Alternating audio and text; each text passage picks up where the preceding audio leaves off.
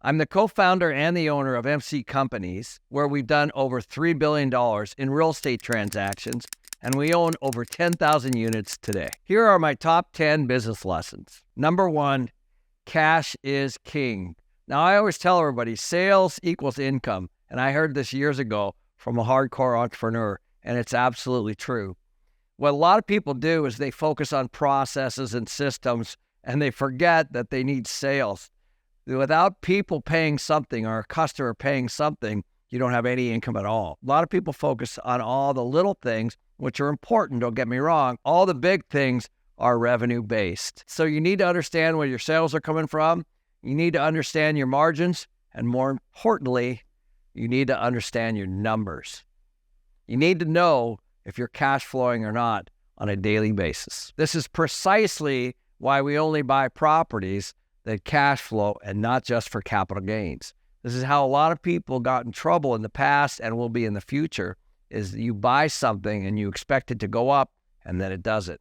Don't be in that position. Buy for cash flow and then make the capital gains out of forced equity. Number 2, define your destiny. So if nobody knows where you're going, then nobody knows where you want to go. And all roads lead somewhere. So you have to have some kind of a vision for the company. You just have to have it. Even if it changes, people that work for you, people that you talk to, they need to know what direction you're headed. And if you don't even know, then you're not going to be going anywhere. Most entrepreneurs have ADD and they're all over the map. So this is one of the harder things for an entrepreneur, is to take all the crazy thoughts in their head and to narrow them down into one single vision. Now, that vision can change year to year. So we have 1 year, 3 year, 5 year, and even 10-year goals. And those are broken down into 90-day goals inside of those years. So everyone is working on the same system, and everyone is working toward their goals each and every quarter. And so when you have that kind of vision, then everybody's working for a big common goal. So at our company, our 10-year goal is to buy 25,000 units. And because we have 10,000 units now, we have to buy 15,000 units over the next 10 years. So we start off slow and then we accelerate over time. But each one of those are broken down into very specific quarterly goals. That's much easier to digest when you think that we just have to buy 250 to 350 units every 90 days. Number 3 is fail and learn. So I always say, make good use of your failures. There will be adversity in each and every business, and you have to learn how to embrace that, because if you don't, you'll get disappointed a lot. All hardships are really just opportunities. And without them, it's harder to grow as a company and certainly harder to grow as a person. There is no possible way that anyone can anticipate things that are coming at them in a business. There's no possible way. So just accept the fact that everything's not going to go your way. And then what can you learn from that as you're experiencing it? And there's numerous examples, and a lot of people are going through this right now. And so what you're going to really see, do people have grit and resilience? That's actually what you're going to see in this next market. Who's going to survive and who's going to put their head in the sand? So Ross and I bought plenty of stuff in 2005, 6, 7, 8 before the crash. And then we had the crash. And so we had failures on things that we thought were going to be successful. And we had to navigate those, just like a lot of people are about ready to do in this next cycle. At that point, you really just have 2 options. You either plow forward, move ahead, and try to learn from your mistakes, or you pull back and retract.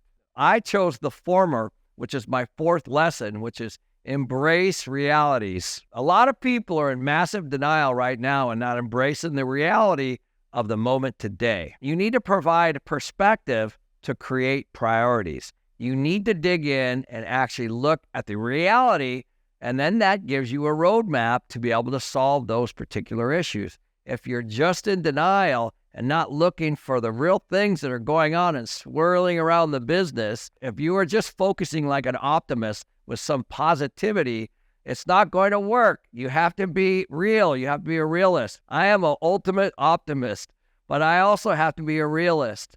You can be both. You don't have to be one or the other. So what's the best way to embrace the reality? And that's to take a hard look at whether your customers are happy. That's to take a hard look about your market. Are you in the right market? Is it turning? Is it growing? And where are you? And where do you sit? And of course, most importantly, your employees. Your employees will tell you everything.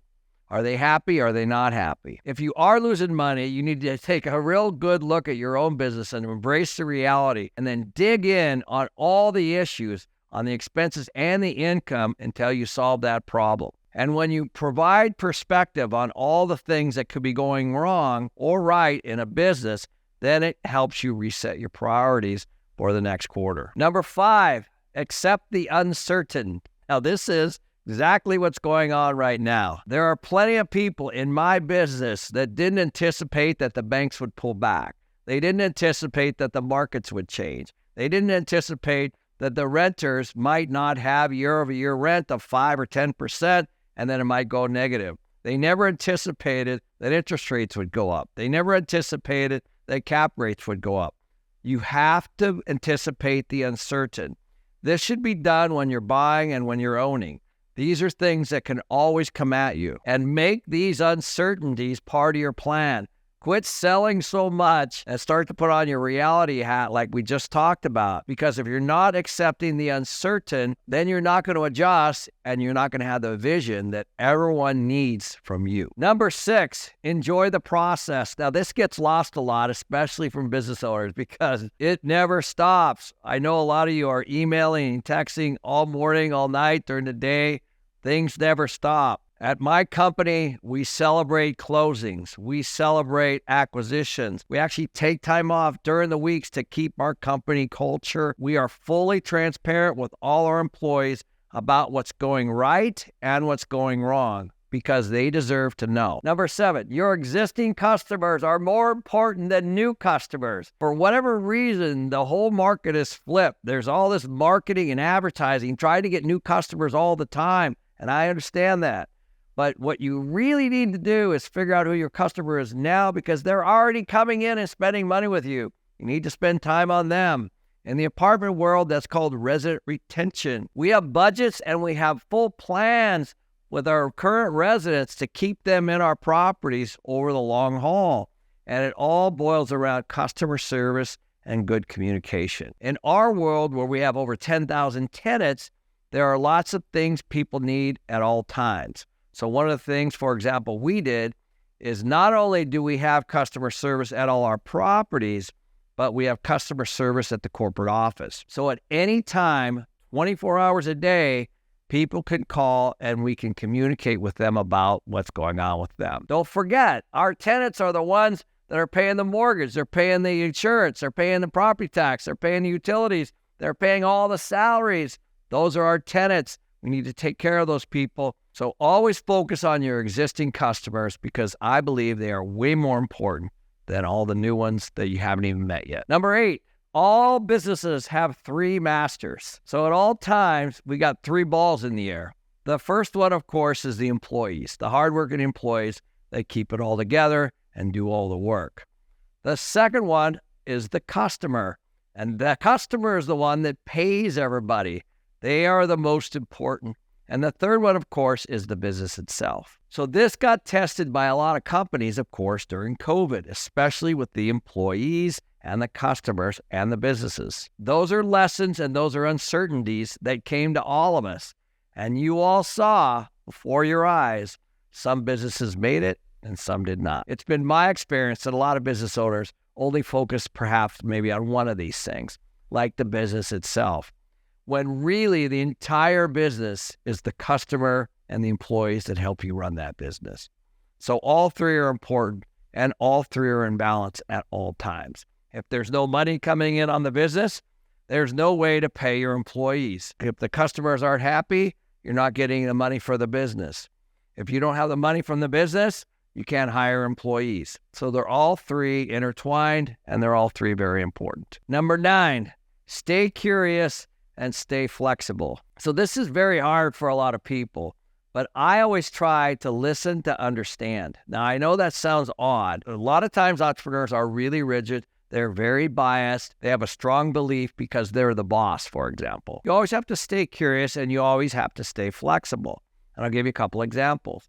When Ross and I started this business and we decided we wanted to scale to 10,000 units, which was well over 10 years ago, we were just in Arizona. And so we decided that we wanted to expand to Texas. Now, of course, we knew where Texas was, but we had no idea that we were going to be doing business there. But for us to expand to 10,000 units at the time, we knew we had to expand into other markets. That was not in our original plan when we decided that we wanted to grow. We both had to be flexible, curious, and open-minded, curious to see, will that even work? This could be radically different from your original business goal. So always stay curious, always stay flexible, because there would be plenty of opportunities that come at you from all kinds of directions. And most entrepreneurs, because they're all over the map, and a lot of them ADD, they're going to be going all over the place and moving the company in all kinds of directions. This can be a problem. So as you're curious and as you're flexible, make sure that you don't stray too far off the overall vision and you don't start going down some rabbit holes. Even now, our company's beginning to adopt AI, and a lot of new businesses are doing that right out of the gate. But when your company's 20 years old, it has 20-year-old accounting systems and 20-year-old marketing systems and 20-year-old property management systems, bringing in new things like that can really rattle the culture.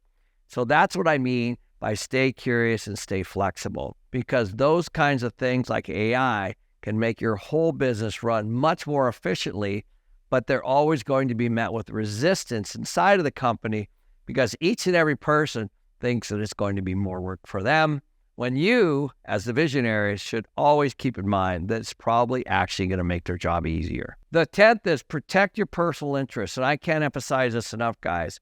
What happens with a lot of business owners, because they get so obsessed with running the business, especially if they don't have a lot of help, is that they neglect everything else in their life.